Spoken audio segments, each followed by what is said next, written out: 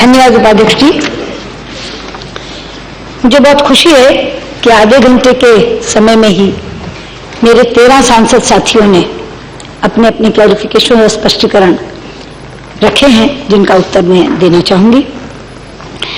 बहुत बुनियादी सवाल स्वागतदा ने उठाया क्लैरिफिकेशन शुरू करते हुए कि 9 तारीख की रात को मैं यहाँ आ गई थी, मैं 5 दिन तक क्यों स्टेटमेंट लेकर नहीं आई यहाँ। मैं रिकॉर्ड स्टेट करना चाहूंगी उपाध्यक्ष जी, मैं 9 तारीख रात को 12 बजे पहुंची थी और मैंने 10 तारीख को आकर के कहा कि मैं 11 तारीख को स्टेटमेंट देना चाहती हूँ। शुक्रवार को स्टेटमेंट के लिए मैं नोटिस देने आई थी, लेकिन राज्यसभा की बीएससी हुई और उसमें उन्होंने ये कहा कि हमारे यहाँ क्लैरिफिकेशंस का प्रावधान है और हम सेम डे क्लैरिफिकेशन चाहते हैं। और उस दिन क्योंकि आधा दिन ही होता है और 11 से 12 वहाँ 0 आवर होता है, 12 से 1 वहाँ क्वेश्चन आवर होता है। उसके बाद उन्होंने कहा कि बाद में हाफ डे होता है, प्राइवेट मेंबर्स शुरू हो जाता है, तो हम चाहेंगे कि एक्सटर्नल अफेयर्स मिनिस्टर सोमवार को स्टेटमेंट दें। ये एक मिनट मेरे लिए दोनों सदन बराबर का महत्व रखते हैं। कोई लोकसभा कमजोर है या राज्यसभा ऊपर है या राज्यसभा ऊपर है लोकसभा नीचे, ऐसा नहीं। ये बात वहां कही गई और मुझसे स्पेशली सचिवालय ने ये कहा कि आप सोमवार को स्टेटमेंट दीजिए। जब सोमवार की बात आई तो ये कहा गया कि हमारे यहाँ क्योंकि 11 बजे ही 0 आवर शुरू हो जाता है, आप 11 बजे ही स्टेटमेंट दे दीजिए। अब 11 बजे स्टेटमेंट और उसके बाद क्लैरिफिकेशन होना है तो मैं यहाँ 2 बजे ही आ सकती थी, इसीलिए मैंने यहाँ के लिए फिर 2 बजे का समय रखा। तो ये बिल्कुल नहीं है कि मैं छिपाना चाहती थी, मैं तो 10 तारीख को स्टेटमेंट तैयार कर चुकी थी, 11 तारीख को नोटिस देने आई थी और 11 तारीख को वो नोटिस मैं देना चाहती थी यहाँ और चाहती थी कि शुक्रवार को ये मामला निबट जाए दोनों सदनों में। लेकिन मुझे जब ये कहा गया कि आप सोमवार को दीजिए, तब मैंने सोमवार को दिया। इसमें कुछ छिपाने लायक नहीं था जिसके लिए मैं स्वयं और 3 दिन मांगती। दूसरी बात उन्होंने कही कि इस बीच में क्या बदला। ग्राउंड पर कुछ नहीं बदला, लेकिन हाँ सितंबर से ही मैं कह रही हूँ, लेकिन सितंबर में जब ये तय हुआ था कि उफा के बाद के एनएसएस की मीटिंग होगी, वो मीटिंग नहीं हो पाई। क्यों नहीं हो पाई वो भी आप जानते हैं, वो मीटिंग नहीं हो पाई। और चूंकि हम लोग ये कहते थे कि terror and talks can't go together, तो उफा में ये तय हुआ था कि let us first address the terror. अगर terror and talks can't go together तो आइए पहले आतंकवाद पर ही बात करें। और आतंकवाद पर कौन बात करे, तो आतंकवाद पर एनएसए बात करें। लेकिन वो मीटिंग जो यहाँ दिल्ली में होनी थी वो नहीं हो पाई, इसलिए ये बात आगे बढ़ी। फिर पेरिस में दोबारा मिले, तब उन्होंने कहा कि उफा में जो सहमति बनी वो आगे नहीं बढ़ पाई, तो क्या अब दोबारा बातचीत का माहौल बनाओ। कैसे बनाओ कि वो एमएसए लेवल टॉक्स पड़ी अभी, वो होनी जरूरी है। तब ये हुआ कि एमएसए लेवल टॉक्स पहले हो जाए, अगर 9 तारीख को मुझे जाना तो 6 तारीख को टॉक्स हो जाए। तो इसलिए ग्राउंड पर कुछ नहीं बदला, लेकिन जो चीज तय हुई थी कि पहले एमएसए लेवल टॉक्स होंगी, उसके बाद डायलॉग की बात होगी, वो एमएसए लेवल टॉक्स मेरे इस्लामाबाद जाने से 2 दिन पहले हुई, इसलिए हमारी बातचीत बाद में इस्लामाबाद में हुई है। दूसरी बात, तीसरा आपने कहा कि मैंने कहा कि जम्मू कश्मीर पर भी चर्चा हुई, जम्मू कश्मीर पर चर्चा करने की क्या जरूरत थी, वो तो हमारा अटूट अंग है। तो मैं बता दूं कि आप एक साथ सेंटेंस को पढ़िए। सेंटेंस क्या है?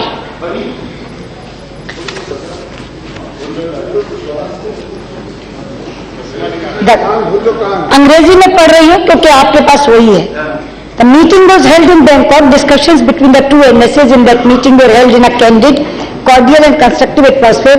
They focused on peace and security, terrorism, tranquility along the line of control in Jammu and Kashmir. आगे देखिए हाइफन है सिर्फ, the state which has been most directly impacted by terrorism and violation of LOC. उपाध्यक्ष जी, जम्मू कश्मीर के आतंकवाद पर बात हुई, जम्मू कश्मीर में एलओसी के वायोलेशन पर बात हुई। और क्यों हुई ये भी बता दूं, क्योंकि बात एमएसए लेवल की थी।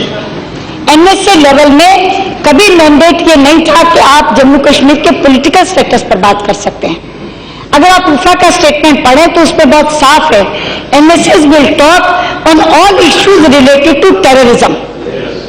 अब चूंकि टेररिज्म से सबसे ज्यादा प्रभावित राज्य जम्मू कश्मीर है, इसलिए जम्मू कश्मीर के आतंकवाद पर भी चर्चा हुई कि पॉलिटिकल स्टेटस पर चर्चा नहीं हुई। तो आपके 3 सवाल थे, तीनों का जवाब मैंने दे दिया। केसी वेणुगोपाल जी ने बात को थोड़ा डिफरेंट करके कहा। वेणुगोपाल का काम है, वेणुगोपाल ने वेणुगोपाल ने ये पूछा, वेणुगोपाल जी ने कहा कि क्या मैं बाकी नेबरिंग कंट्रीज में भी जाऊंगी?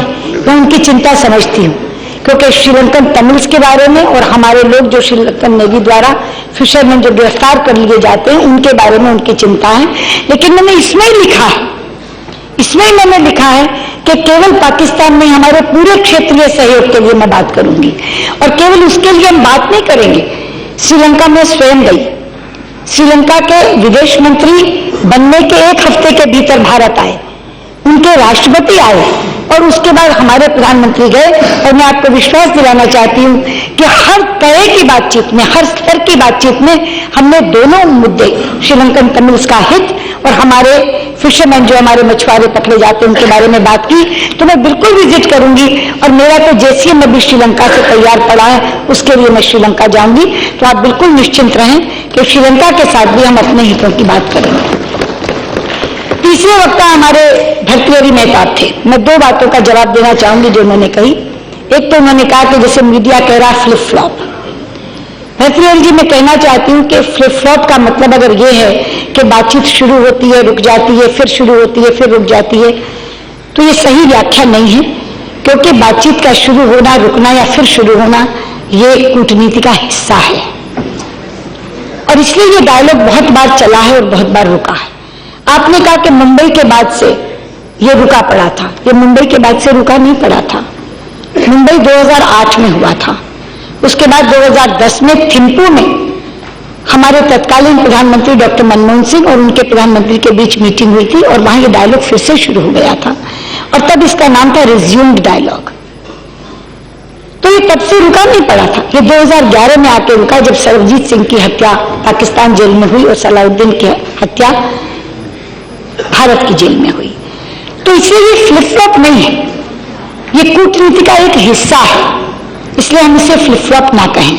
और जहां तक आपका ये कहना है कि आपने बधाई दी मुझे एक चीज की खुशी है कि सारी की सारी बात में तो वैसी जैसे भाइयों ने थोड़ा सा राइडर लगा दिया, क्लमजी क्लाइम डाउन कहके, लेकिन ओवरऑल सबने इसका स्वागत किया है, इसके लिए मैं बहुत ज्यादा हूं।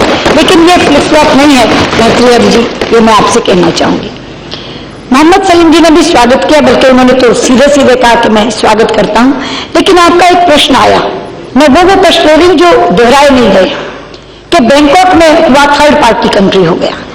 बैंकॉक अगर थर्ड पार्टी कंट्री हो गया तो थर्ड पार्टी कंट्री हो गया, तो फिर उफा में जो बात हुई तो रूस भी पार्टी हो गया, पेरिस में बात हुई तो फ्रांस भी पार्टी हो गया, न्यूयॉर्क में ये बात होने वाली थी तो अमेरिका भी पार्टी। मैं कहना चाह रही हूं आपसे, मैं कहना चाह रही हूं, यहां तो साइडलाइंस भी नहीं थी, मैं कहना चाह रही हूं आपसे कि थर्ड पार्टी तब होता है जब दो देशों के अलावा कोई तीसरा देश बात में बैठता है। थर्ड कंट्री पार्टी, एक मिनट सलीम साहब, थर्ड कंट्री पार्टिसिपेशन ये देखकर होगा कि बातचीत में कौन कौन बैठा, ये देखकर नहीं होगा बातचीत कहां हुई। बातचीत तो कहीं ना कहीं पिछली पर होगी, केवल दिल्ली और इस्लामाबाद में नहीं। मैंने जिससे कहा थिम्पू में, देखिए थिम्पू डायलॉग की शुरुआत की बात थिम्पू में हुई तो भूटान पार्टी हो गया, एक बार हवाना में हुई मुशर्रफ साहब के साथ तो क्यूबा पार्टी हो गया। इसलिए मेरा यह कहना है कि थर्ड पार्टी कंट्री का पार्टिसिपेशन यह देखकर माना जाएगा कि क्या वो देश को हम लोगों ने मध्यस्थता स्वीकार करके बातचीत में बैठाया, कौन बैठा इस पर थर्ड कंट्री आएगा, कहां हुई बातचीत इस पर थर्ड कंट्री नहीं आएगा। इसलिए यह कहना कि बैंकॉक में बातचीत हुई तो थर्ड कंट्री आया, और ये जो आपने कहा ना कि तुरंत ऊंचाई आ गई, ये इसीलिए आ गई कि मीडिया हाइप हो ही नहीं पाया। दिल्ली और इस्लामाबाद में जब यात्रा बातचीत होती है तो कितना हाइप आता है, लेकिन बातचीत बैंकॉक में हुई और कोई मीडिया से छिपकर नहीं हुई। हम लोगों ने कहा, उसके बाद भी स्टेटमेंट निकला कि बातचीत बहुत अच्छे वातावरण में हुई, तो गुपचुप कुछ नहीं हुआ। लेकिन महज बैंकॉक में हो जाने के कारण वो थर्ड पार्टी कंट्री बन गया, ऐसा नहीं है। तो इसलिए मैं आपसे कहना चाहती हूं कि ये कह देना कि बैंकॉक में बात हुई इसलिए थर्ड कंट्री आ गया, ये नहीं है। और बाकी जो आपका कहना है कि एक आश्वासन दो कि अनइंटरप्टेबल डायलॉग होगा, ऐसा कभी होता नहीं है। हम लोग ये चाहेंगे कि जो सबोटियर जिनकी आपने चर्चा की, जो रोकना चाहते हैं डायलॉग को किसी न किसी तरह से, उनसे प्रवोक ना हो और डायलॉग से ही रास्ता निकलेगा, और इसलिए इस डायलॉग से रास्ता निकालें, यही हमारा मत इसमें रहेगा। चंदूमाजरा जी ने बात की और आपने हमसे पूछा कि क्या आपने इस पर बात की है कि समुद्र के रास्ते से व्यापार हो, क्या आपने इस पर बात की है कि हमारे जो गुरुद्वारे हैं उनकी सेवा हो। एक एक बात वहां अलग अलग नहीं हुई चंदूमाजरा जी, लेकिन मुझे बहुत खुशी है आपको ये बताते हुए कि हम लोगों ने जो पिलर स्टॉक्स के बनाए, जो पुराने कॉम्पोजिट डायलॉग में भी चले आ रहे हैं, उसमें हमने नए सिरे से रिलीजियस टूरिज्म डाला है। और रिलीजियस टूरिज्म डालने का मतलब है जो गुरुद्वारों की सेवाएं हैं वो भी, हम उसमें कथासराज की बात भी करते हैं, हम उनके यहाँ आने पर अजमेर शरीफ साहब और निजामुद्दीन औलिया आने की भी बात करते हैं। तो रिलीजियस टूरिज्म में ये बात आएगी। और इसी के साथ मैं महबूबा का जवाब दे दूं कि आपने भी पूछा कि क्या ये बात हुई कि वाघा अटारी बॉर्डर पर बात हमारा व्यापार बढ़ेगा। ये जो पिलर्स है उसमें ट्रेड एंड ट्रांजिट एक बहुत बड़ा पिलर है, और ट्रेड एंड ट्रांजिट में दोनों चीजें आएंगी, वाघा अटारी बॉर्डर भी आएगा, कनेक्टिविटी भी आएगी, वो सारी की सारी चीजें इसमें आएंगी। तो जो पिलर्स हमारे हैं, जिसमें ओवैसी जी ने तो 4-5 पिलर्स गिना दिए, मैं कहना चाहूंगी ओवैसी साहब, इसमें सरक्रीक भी है, इसमें सियाचिन भी है, इसमें वुल्लार ब्राज भी है, इसमें पुलबुल नेविगेशन प्रोजेक्ट भी है। तो ये सारी की सारी बातें जितनी आपने पूछी वो सारी की सारी इसमें है। ट्रेड एंड ट्रांजिट भी है जो महबूबा जी चाह रहे हैं, और चंदूमाजरा जी जो आप चाह रहे हैं, रिलीजियस टूरिज्म भी इसमें है। वहां ये बात नहीं हुई, वहां ये बात हुई कि एफएस दोनों जगह के विदेश सचिव बैठ करके एक सारणी बना लें, उसमें ये सारे पिलर्स हैं, और किस किस स्तर पर बात होगी ये भी तय है। और मैं ये भी आपको बता दूं कि टेररिज्म का भी हमने लेवल बढ़ा दिया। अब टेररिज्म की जो टॉक होगी वो एमएसए लेवल पर हुआ करेगी। तो टेररिज्म का स्तर एमएसए लेवल का होगा, बाकी जो सेक्रेटरीज के स्तर का होगा। जो अगली विदेश सचिव की वार्ता है, उन तीनों वार्ताओं में उस वार्ता के अंदर ये सारे पिलर्स तय कर दिए जाएंगे। बाकी ज्यादातर साथियों ने, चाहे वो विनायक जी हों, चाहे वो जयदेव जी हों, चाहे वो जितेंद्र रेड्डी हों, चाहे वो राजामोहन रेड्डी हों, उन सबके चारों के सवाल ट्रस्ट पर संबंधित थे। कैसा क्या हो गया या आगे ऐसा सुनिश्चित होगा क्या। तो मैं एक ही बात कहना चाहती हूँ, बातचीत जब भी होती है भरोसा करके ही होती है।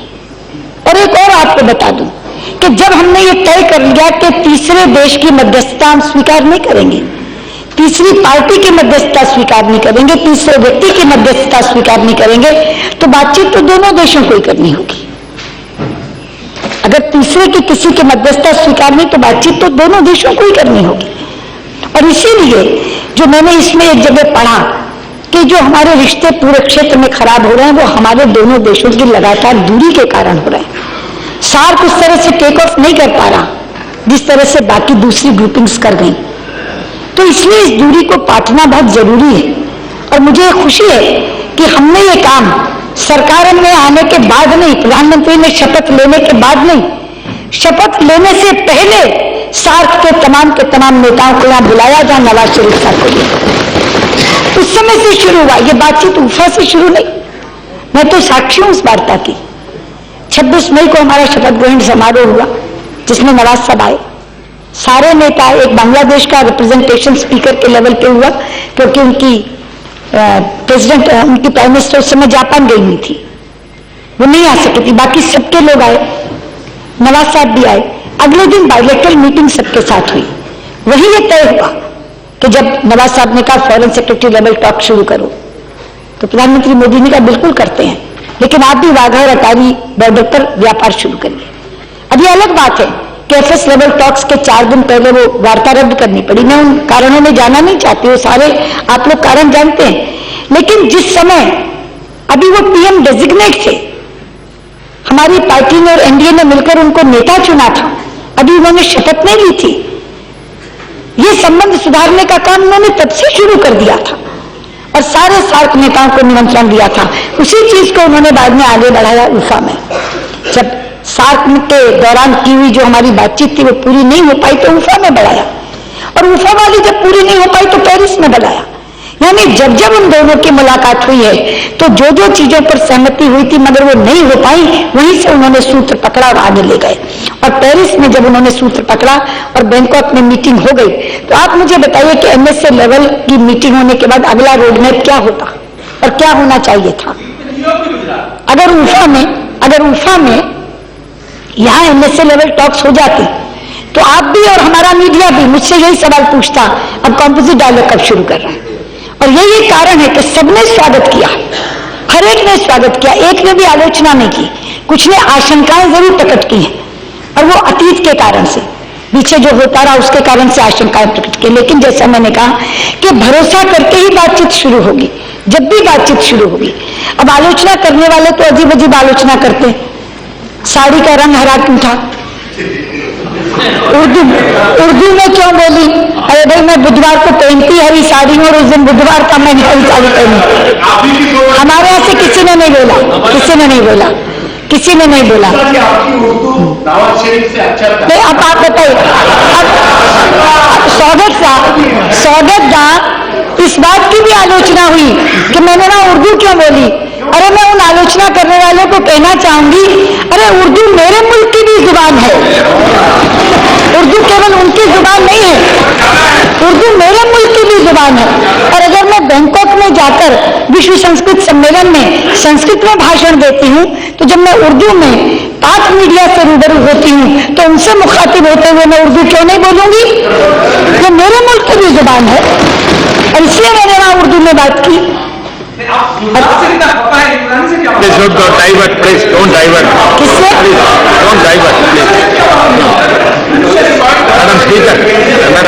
किससे क्या बात हुई,